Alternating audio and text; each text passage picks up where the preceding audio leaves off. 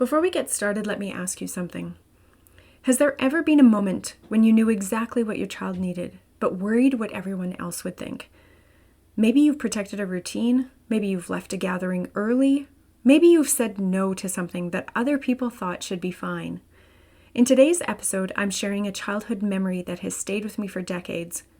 At the time, it seemed like a simple family rule. Looking back now, I realize it was one of the most powerful lessons I've ever witnessed about advocacy, boundaries, and helping a child feel safe in a world that doesn't always understand them. Let's get into it. If you're tired of feeling helpless during your son's meltdowns and isolated by the stress it brings to your family, and you want simple steps to open communication, reduce outbursts, and bring more peace to your home, you're in the right place. Hey, I'm Cynthia, wife and boy mom. I remember having a child who looked typical, but spent hours falling apart at home. I learned how to stay confident during the stress of meltdowns and build connection without resorting to heavy-handed parenting. If you're ready to reduce the meltdowns and aggressive behavior and finally see that what you're doing is actually helping, then grab my hand. I am the mom you've been waiting to meet.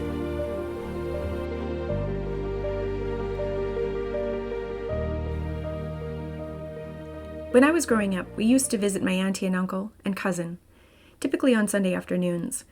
If it was a special occasion such as a birthday, store-bought cake was always served.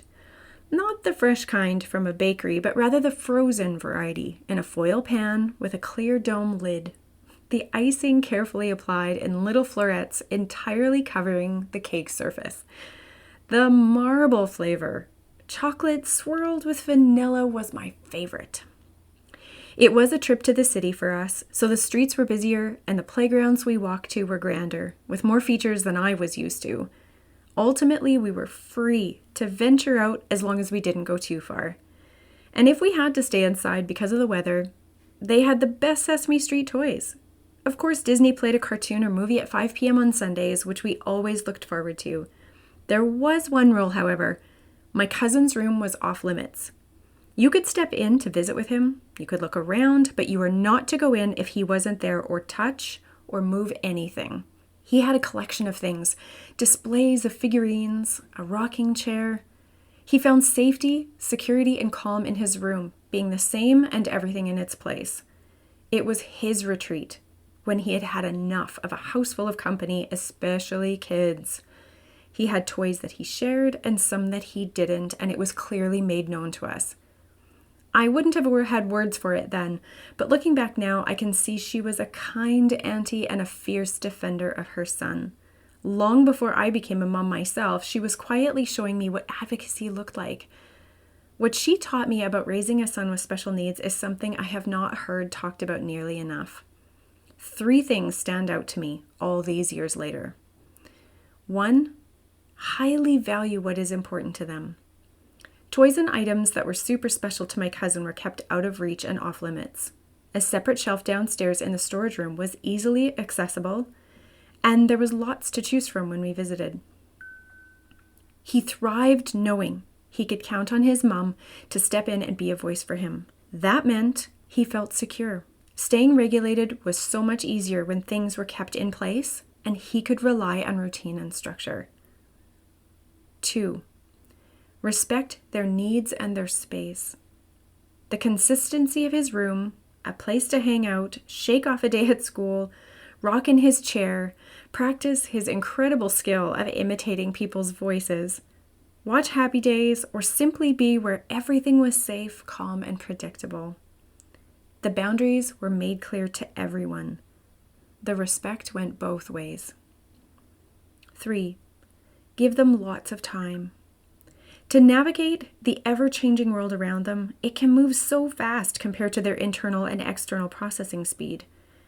Whether it's leaving the house to get somewhere, transitioning away from a preferred activity, or they've simply hit their max capacity from a house full of people and noise, give them time.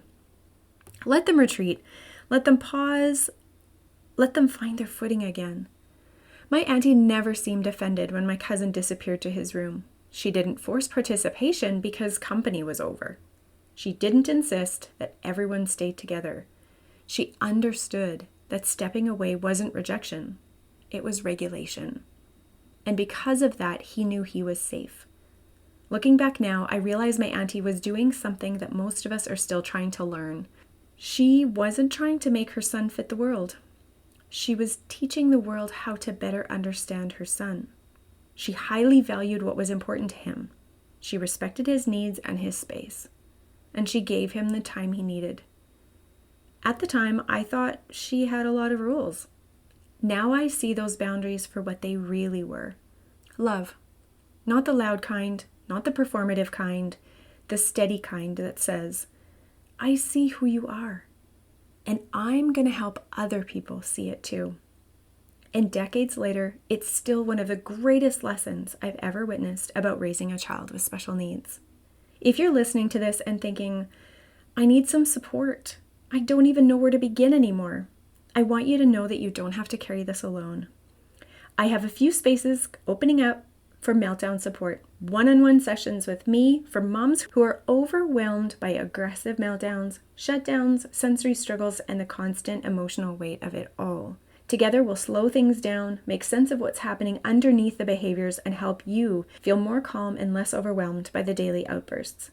You can email me at info@cynthiafair.com to join the waitlist today.